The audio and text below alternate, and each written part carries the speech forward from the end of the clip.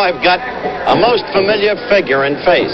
For all of you across the country here with me now, of the original Beatles, Mr. John Lennon.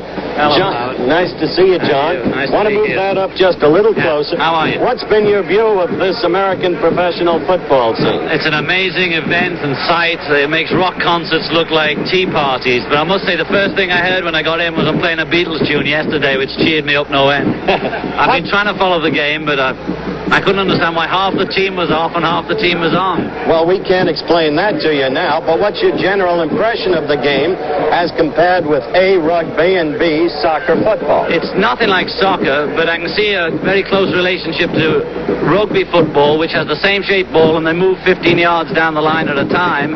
But I can see the game here has changed completely from that. But it's very similar in its aspects. The goals are the same. They have points the same. They have to get a touchdown the same. But they don't have the scrum here, where both teams really punch each other, you know? Well, we have our own kind of scrum, as we've been showing with defensive end Freddie Dryer, number 89 of the Rams, all night.